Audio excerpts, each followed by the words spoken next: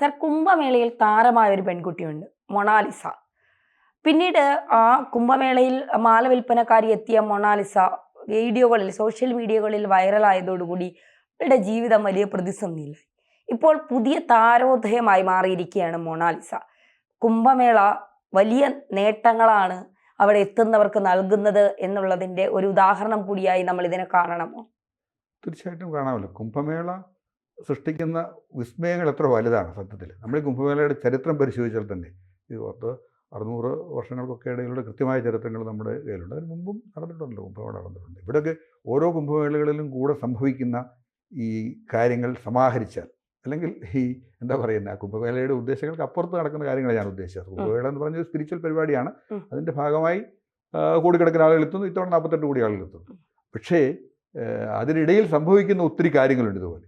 അതുപോലെയുള്ള ഒരു വിസ്മയമാണ് ഇത്തവണത്തെ ഈ പെൺകുട്ടിയുടെ കാര്യം. അവിടെ ജീവിതം മാറി മറിഞ്ഞിരിക്കുകയാണ്. ഈ ധന്യ പറഞ്ഞതുപോലെ ഒരു മാല വിൽപ്പനക്കാരിയായിട്ടാണ് മധ്യപ്രദേശിലെ ഇൻഡോറിൽ നിന്നാണ് കുട്ടി എത്തിയത്. എൻ്റെ മോനി ബോൺസ്ലെ എന്നാണ് അതിൻ്റെ പേര്, മോനി ബോൺസ്ലെ. അങ്ങനെ എത്തിയ ആ കുട്ടിയെ യാദർശികമായിട്ട് ആരുടെയോ ക്യാമറ കണ്ണുകളിൽ പതിഞ്ഞതാണ്, ഏതോ ബ്ലോഗറുടെ. അതിൻ്റെ നീലക്കണ്ണുകൾ, അല്ലേ, സൗന്ദര്യം, മുഖം, ഇതെങ്ങനെയോ യാദർശികമായി ഒരു ബ്ലോഗറുടെ ക്യാമറയിൽ പതിഞ്ഞു.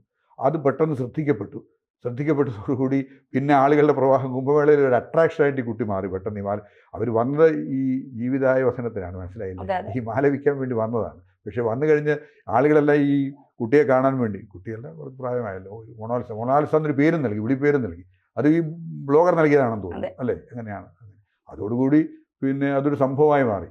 ഈ അവിടുത്തെ ഒരു ഇതായി അവർക്ക് തിരിച്ചു പോകേണ്ടി വന്നു പറഞ്ഞാൽ 5 സഹോദരങ്ങളോ മറ്റോ ഉണ്ട് ഈ കുട്ടിക്ക്. അഞ്ചാമത്തെയോ 2 സഹോദരന്മാരും 2 സഹോദരിമാരും ഒക്കെ ഉണ്ട് ഈ കുട്ടിക്ക്.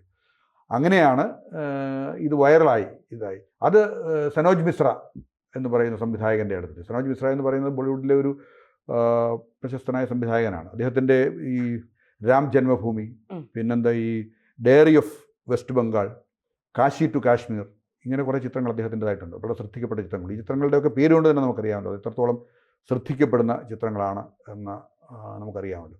ഈ ചിത്രങ്ങളുടെയൊക്കെ സംവിധായകനാണ് ഈ മനുഷ്യനാണ്, ഈ സനോജ് മിശ്ര എന്ന് പറയുന്നത്. എനിക്ക് തോന്നുന്നത് ഇന്നലെയൊക്കെ സനോജ് മിശ്രയും ഈ മൊണാലിസയും, എന്താ പറയുന്നത്, മോനി ബോൺസ്ലെയും ഇട്ട ചിത്രമൊക്കെ ഭയങ്കര വൈറലായിരുന്നു. ഇൻസ്റ്റാഗ്രാമിലിട്ട ചിത്രമൊക്കെ ഭയങ്കരമായി വൈറലായിരിക്കുന്നു എന്ന് തോന്നുന്നു. അപ്പം അദ്ദേഹത്തിൻ്റെ പുതിയ ചിത്രമെന്ന് പറയുന്നത് ഈ ഡയറി ഓഫ് മണിപ്പൂർ എന്നാണ് പറയുന്നത്. അപ്പോൾ ആ ചിത്രത്തിലേക്ക് ഈ കുട്ടിയെ നായികയാക്കി, ചിത്രങ്ങളുടെ ഒരുപാട് ഡീറ്റെയിൽസിലേക്ക് ഒന്നും കടന്നിട്ടില്ല, പക്ഷേ കരാറ് ഒപ്പുവെച്ച് കഴിഞ്ഞു എന്നാണ് പറയുന്നത്. അപ്പം നമുക്കറിയാമല്ലോ ഈ കുട്ടിയുടെ ഇപ്പം തന്നെ ശ്രദ്ധ ഒരുപാട് കിട്ടിക്കഴിഞ്ഞു, ഇപ്പോൾ തന്നെ വളരെ ശ്രദ്ധയായി കഴിഞ്ഞു. അപ്പം ഇനിയിപ്പോൾ എത്ര ഉയരങ്ങളിലേക്കായിരിക്കും ആ കുട്ടി പോകുന്നത് നമുക്ക് ഊഹിക്കാവുന്നതേ ഉള്ളൂ. അത് ഈ കുംഭമേളയുടെ ചരിത്രത്തിലെ ഒരു വിസ്മയമായിട്ട് ഇങ്ങനെ രേഖപ്പെടുത്തപ്പെടും. പലപ്പോഴും രേഖപ്പെടുത്തപ്പെട്ടു വരുന്ന പല കാര്യങ്ങളുണ്ട്. കാശി സർവകലാശാല, ഇപ്പം ബനാറസ് ഹിന്ദു യൂണിവേഴ്സിറ്റി സ്ഥാപിച്ച ഒരു കുംഭമേളയുടെ തുറന്നു കടന്ന ആലോചനയിലാണ്. സ്വാതന്ത്ര്യ സമര കാലഘട്ടങ്ങളിൽ കുംഭമേള അതിൻ്റെയൊക്കെ വേദിയായിട്ടുണ്ട്. ബ്രിട്ടീഷുകാരത് ഭയന്നിട്ടുണ്ട്. ഒന്നാം സ്വാതന്ത്ര്യ സമരത്തിൻ്റെയും അതിനുശേഷം നടന്ന സ്വാതന്ത്ര്യ സമര പ്രക്ഷോഭങ്ങളിലുമൊക്കെ ഈ കുംഭമേളയിൽ ഇതിൻ്റെ ആലോചനകളുണ്ടാകാതിരിക്കാൻ ബ്രിട്ടീഷുകാർ ശ്രദ്ധിച്ചിട്ടുണ്ട്. കാരണം കുംഭമേള ഈ ഒരു ദേശീയതയെ ഉദ്ദീപിപ്പിക്കുന്ന ഒരു സംഭവമായിട്ട് മാറി. ബാലഗംഗാധര തിലകനൊക്കെ ഗണേഷ് ചതുർത്ഥിയൊക്കെ നടത്തി ലക്ഷക്കണക്കിന് ആളുകളെ സ്വാതന്ത്ര്യ സമരത്തിൻ്റെ ആവേശത്തിലേക്ക് ഇറക്കിയില്ലേ. അപ്പോൾ ഇന്ന് പറഞ്ഞതുപോലെയൊക്കെ സംഭവിച്ചിട്ടുണ്ട്. ഇവിടെ ഇപ്പോൾ ഇങ്ങനെയാണ് സംഭവിച്ചിരിക്കുന്നത്. ഈ ഒരു കാര്യവും കൂടെ സംഭവിച്ചിരിക്കുന്നു. അതോടൊപ്പം തീർച്ചയായിട്ടും ഇത്തവണയും ഇതൊരു പങ്കുണ്ട്. കാരണം ഇത്രയേറെ ആളുകൾ പങ്കെടുക്കുന്ന കുംഭമേള ആദ്യമായിട്ടാണ്. 144 വർഷത്തൊരിക്കൽ സംഭവിക്കുന്ന മഹാകുംഭമേളയാണിത്. അത് ഏക്കറുകളോളം നിരന്ന് കിടക്കാൻ, അതിൻ്റെ ഒരു നിർമ്മാണവും അതിൻ്റെ വൈവിധ്യവും അതോടൊപ്പം അതിൻ്റെ സംഘാടനവും എന്ന് പറയുന്നത് ലോകത്തിലെ ഏറ്റവും മികച്ച സംഭവങ്ങളിലൊന്നായിട്ട് വാഴ്ത്തപ്പെട്ടുകൊണ്ടിരിക്കുകയാണ്. ലോകരാഷ്ട്രങ്ങൾ വിട്ടുപോയിക്കൊണ്ടിരിക്കുകയാണ്. ഇവിടെ ചെറിയ ചില അത്യാഹിതങ്ങളുണ്ടായി, അത് നമുക്ക് പിന്നീട് സംസാരിക്കാം. പക്ഷേ അതെല്ലാം ഇതിലേക്ക് ഈ ആയിരക്കണക്കിന്, ലക്ഷക്കണക്കിന്, കോടിക്കണക്കിന് ആളുകൾ, ഇത്രയേറെ ആളുകളൊക്കെ, കോടിക്കണക്കിന് ആളുകൾ ഒരേ സമയത്ത് മുങ്ങിന് വരിക എന്നൊക്കെ പറയുമ്പോഴുള്ള ഒരു നമുക്ക് ഊഹിക്കാൻ പോലും കഴിയാത്ത വിധത്തിലാണ്. അപ്പോൾ നമ്മുടെ വിഷയം ഇപ്പോൾ ഈ മൊണാലിസയാണല്ലോ. മൊണാലിസ എന്ന് പറയുന്ന കുട്ടി വളരെ ശ്രദ്ധിക്കപ്പെട്ടിരിക്കുന്നു എന്ന് പറഞ്ഞാൽ ഇതാണ് ഈ ചില യാദൃശ്ചികതകൾ ജീവിതം മാറ്റിമറിക്കുന്നു എന്ന് നമ്മൾ പറയാറുണ്ട്, അല്ലേ. ചില യാദൃശ്ചികതകളാണ്. അതിപ്പം ഈ ഒരു വ്യക്തിയുടേത് എന്നല്ല, ഒരു രാഷ്ട്രത്തിൻ്റെതായാലും ഒരു സമൂഹത്തിൻ്റെതായാലും ഒക്കെ ഈ യാദൃച്ഛികമായ ചില സംഭവങ്ങളാണ്. ചിലരൊക്കെ എന്തെങ്കിലും കാര്യത്തിൽ ഇറങ്ങി പുറപ്പെടാൻ ശ്രമിക്കുന്നത്, ചിലർ എന്തെങ്കിലും ഒരു കാര്യത്തിലേക്ക് ശ്രദ്ധിക്കുന്നത്. അങ്ങനെയുള്ള ഒരു അവസ്ഥയിലേക്ക് ഈ കുട്ടിക്ക് ഭാഗ്യം തെളിഞ്ഞിരിക്കുന്നു. എന്താ പറയുക, നമ്മൾ ശുക്രൻ ഉദിക്കുക എന്നൊക്കെ പറയുന്നത് പോലെ തെളിഞ്ഞിരിക്കുന്നു കുംഭമേളയിൽ. ജസ്റ്റ് ഒന്ന് എത്തിയതോടുകൂടി തന്നെ എന്നുള്ളതാണ് നമുക്ക് മനസ്സിലാക്കാൻ കഴിയുന്ന ജനറൽ കാര്യം, പൊതുകാര്യം. സാർ, ഈ കുംഭമേളയെ പലപ്പോഴും ഈ എന്താ പറയുക, ഒരു വിവാദങ്ങളിലൊക്കെ ഉണ്ടാക്കാനാണ് ആളുകൾക്ക്, കേരളത്തിലെ മാധ്യമങ്ങൾക്കായാലും താല്പര്യം. കുംഭമേളയിൽ നടക്കുന്ന നല്ല കാര്യങ്ങളൊന്നും അവർ കാണാറില്ല.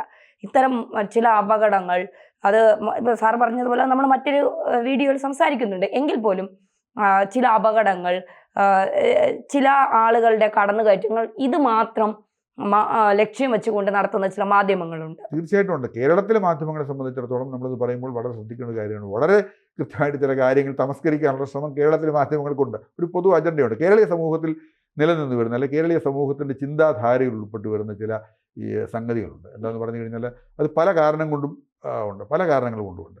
ഒരുപക്ഷെ അത് പിന്നെ ഒരു ഇടതുപക്ഷ സ്വാധീനം കൊണ്ടുകൂടിയാകാം. കാരണം എന്താണെന്ന് വെച്ച് കഴിഞ്ഞാൽ ചില പ്രത്യേകതരം ഒരു പുരോഗമന വീക്ഷണമെന്ന് പറയുന്നത് എന്താണ് പുരോഗമനമെന്ന് മനസ്സിലാക്കാതെ കൃത്യമായി ഒരു പുരോഗമന വീക്ഷണത്തിൻ്റെ ഒരു ചതുരക്കല്ല് സൃഷ്ടിച്ചിട്ടുണ്ട്. അതിനകത്ത് നിൽക്കുന്നവർ മാത്രമാണ് കൃത്യമായ കാര്യങ്ങളെ വിശകലനം ചെയ്യാൻ അറിയാവുന്നവരെന്ന് ചിന്തിച്ചിട്ടുണ്ട്. അവരോടൊപ്പം നിന്നില്ലെങ്കിൽ ഒറ്റപ്പെട്ടു പോകും എന്നുള്ള ഒരു ചിന്തയുണ്ട്. അത് കേരളത്തിലെ സാഹിത്യകാരന്മാർക്കും കേരളത്തിലെ പത്രപ്രവർത്തകർക്കും വളരെ കൂടുതലായിട്ടുണ്ട്. അതിൻ്റെ ഭാഗമായിട്ടാണ് കുംഭമേളയിൽ നേരത്തെ പറഞ്ഞത് ഒരു വൈവിധ്യത്തിൻ്റെ സ്ഥലമാണ് കുംഭമേള എന്ന് പറയുന്നത്. അവിടെ വൈവിധ്യമാണ് നടക്കുന്നത്. ഒരു സമൂഹത്തിൻ്റെ, ഒരു സംസ്കാരത്തിൻ്റെ എല്ലാ വൈവിധ്യങ്ങളും അവിടെ നമ്മൾ കാണുന്നത്, കുംഭമേളയിൽ കാണുന്നത്. അങ്ങനെയല്ലേ?